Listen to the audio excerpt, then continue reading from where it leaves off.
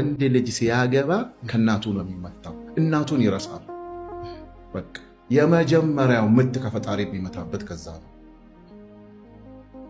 ከባድ ምድር ላይ ያኖረችህን የወለደችህን 9 ወር በሆዷ ከነሽንት ከነምን ዛሬ የምታምሮ ባለሽቶ ባለመርሰዲስ ባለምናምን እርሳ ወንድሜ ከዛች ከኮሳሳ እናት ውስጥ ነው የመጣው። ለሚስትህ ብለህ እናትን የረሳህ ቀን አርቲፊሻል ላይፍ ነው።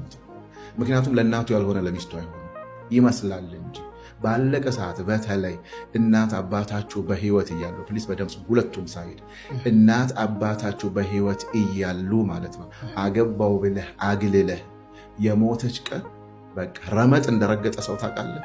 እድሜ ልክህን ጸጸት። እናቱን የሚወድ ወንድ ባየህ ቁጥር ታለቅሳለህ። ሳትንከባከባት ነው ከዚህ ምድር ሄደችው። ስላገባህ ብቻ እናትህን አገለልክ ወይ እህትህን ወይ ወንድምህን። በህይወት ያጣሃቸው ቀን ግን በፈጣሪ ፊትም ትጠየቃለህ። አንተም ሰላም አታገኝ። ሚስትን ለማስደሰት ብለህ ቤተሰቦችን የምትጠላ ወንድ ፕሊስ ደንዝዛልና ነቃ።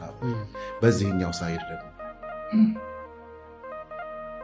ልክ እንደ ሴቷ እንደ ወንዱ ማለት ነው አግብተሽ እናትሽን የዘጋሽ እናትሽን ያገለልሽ ቀን የለሽም በህይወት እንደሌለሽ ቁጠሪው።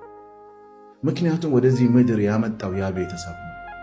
እህትሽ፣ ወንድምሽ፣ አጎትሽ፣ አክስትሽ ኢቭን ማህበረሰብ መብት አለው። ይሄን በምትኖርበት ማህበረሰብ ውስጥ ዋጋ ከፍለዋል፣ አስተዋጽኦ አለው።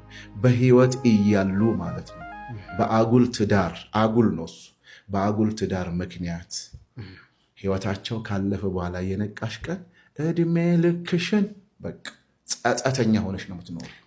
ደስተኛ ማይሆኑስ የትዳር አጋሮች ለምሳሌ ወንዱ እናቱን ሲረዳ ወይም እሷ ቤተሰቦቿን ስትረዳ ማይመቹ የትዳር አጋሮች አሉ ብዬ አስባለሁ። የመረራውን ስለማይነግራት እናቱን ስረዳ የምታኮርፍ ሴት መጀመሪያ ትክክለኛ ሚስት አይደለች። ሰይጣናዊ አስተሳሰብ ነው ያለባት። ምክንያቱም ያቺ ደካማ እናት ናት እሱን የሰጠችው። እናቱን ስለረዳ አፍንጫዋ የምትነፋ ከሆነ የራሷ ጉዳይ። ምክንያቱም እናት ምንድን ናት? ፈጣሪ ናት። እሱ ከየት መጣ?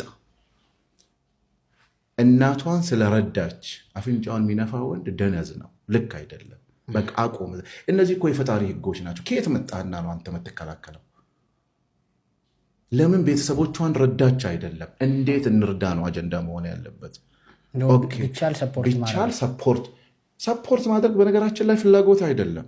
ቤተሰብን ሰፖርት ማድረግ ከሁለቱ አንዱ ደካማ ሊሆን ይችላል። ለምሳሌ የሴት ወገን ደካማ ከሆነ አግብተህ እንደ እናትህ አማችን ማታይ ከሆነ ችግር አለብህ።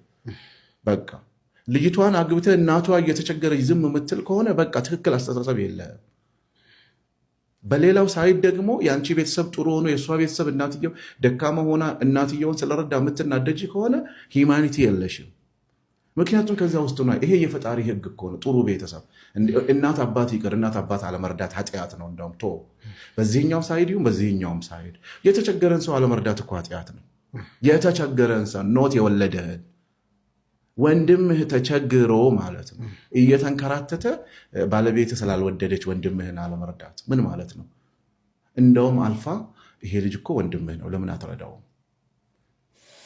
ያ ትልቅ ፖይንት ነው። አየህ፣ በዚህ በኩልም እንደዛ ወንድ ሴት ስንል በሁለቱም ሳይድ ውሰዱት ፕሊዝ። ዶንት ቴክ ኢት አስ እንዳይደክመን እዛ እዚህ ማለትና ስናወራ በሁለቱም ሳይድ በቃ የአማቾችን